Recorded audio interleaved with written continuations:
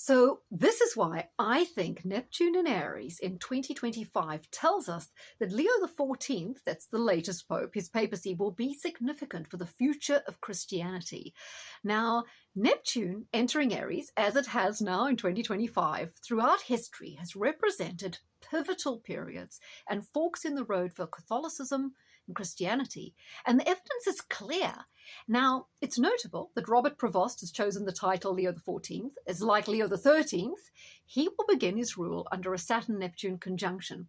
And similar to 2025, Leo XIII was in the Vatican during a period of political and social upheaval. And during Leo XIII's papacy, revolutions and wars were threatening the global order, communism was taking root, and exploitative capitalism was devastating the working classes. So said one of the articles I read. So he became known as the Workers' Pope, and he challenged wealthy industrialists to honor the human dignity of their workers, pay fair wages, improve working conditions, and uphold the rights of workers to form unions. And in addition, he was kind of deeply opposed to communism and growing secularism in Europe, and he particularly highlighted private property as the best way of distributing the earth's wealth, and he kind of also condemned the socialist abolition of God. So, Neptune in Aries at 389, this was the beginnings of the collapse of the Roman Empire. Now, it was also the beginning of Christianity. All pagan buildings in Alexandria were burnt to the ground. Now, Jerome, having finished the Latin translation of the New Testament, begins translating the Old Testament. So there we go. That's the first incident of Neptune in Aries in this kind of last 2 millennia. So in 391, which is also during that first period, Emperor Theodosius I establishes Christianity as the official state religion. All non-Christian temples in the Roman Empire are closed. The eternal fire in the Temple of Vesta at the Roman Forum is extinguished, and the Vestal Virgins are disbanded.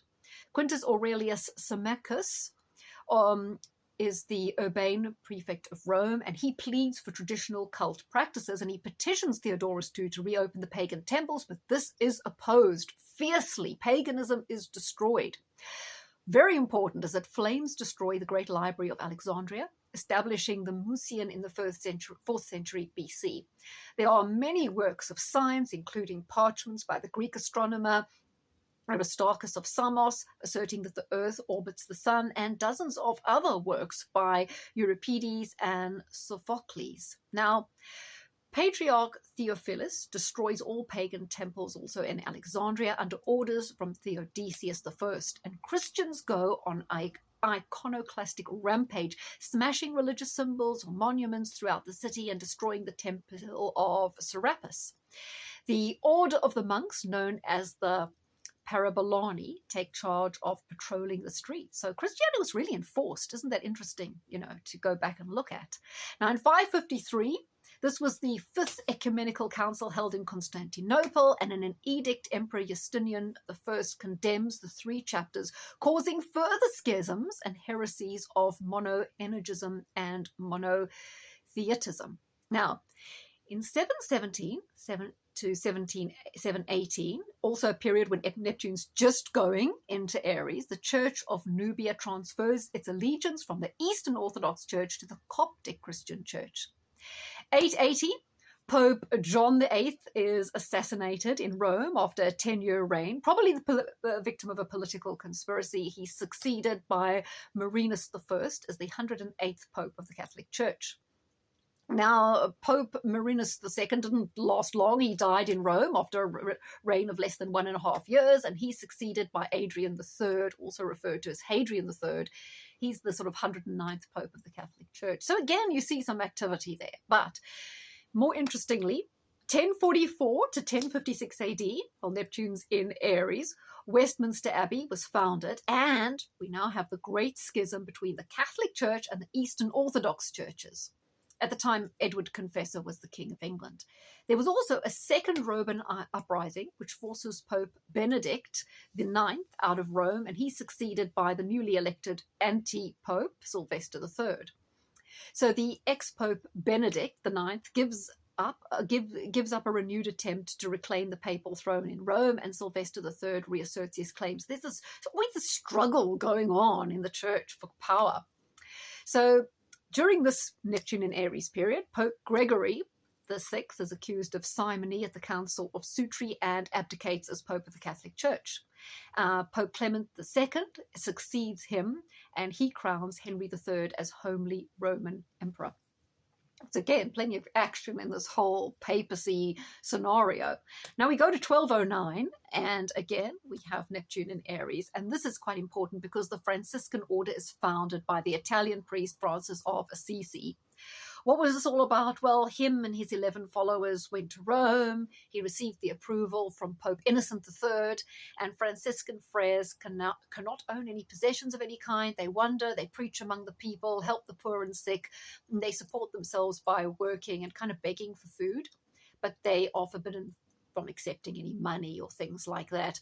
They were first quite active in the Umbrian region of Italy, and then they kind of spread out from there. This is kind of a little bit like communist Catholicism, if you like. But obviously, a lot of you who follow, Christianity know that Sir Francis of Assisi was kind of a big dude in the whole scenario.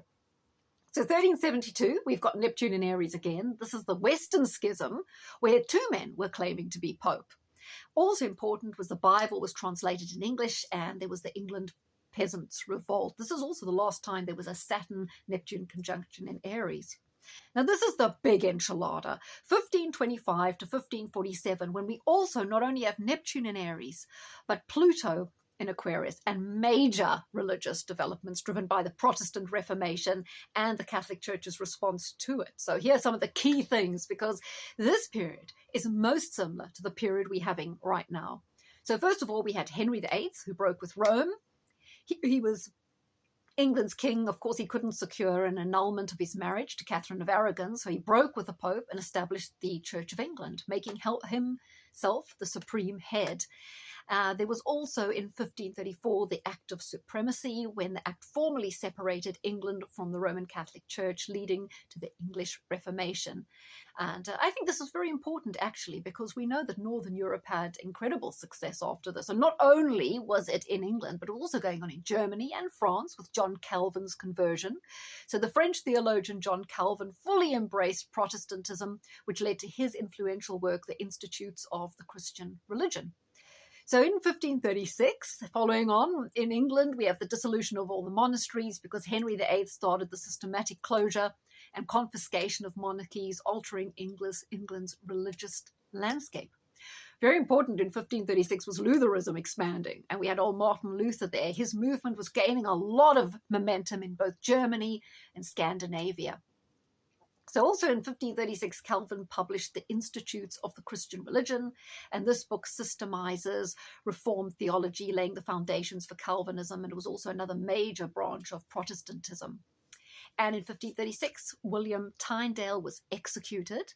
The English Bible translation is burned. He was a translator of the English Bible. He was burned at the stake for heresy, but his translation still heavily influences later English Bibles.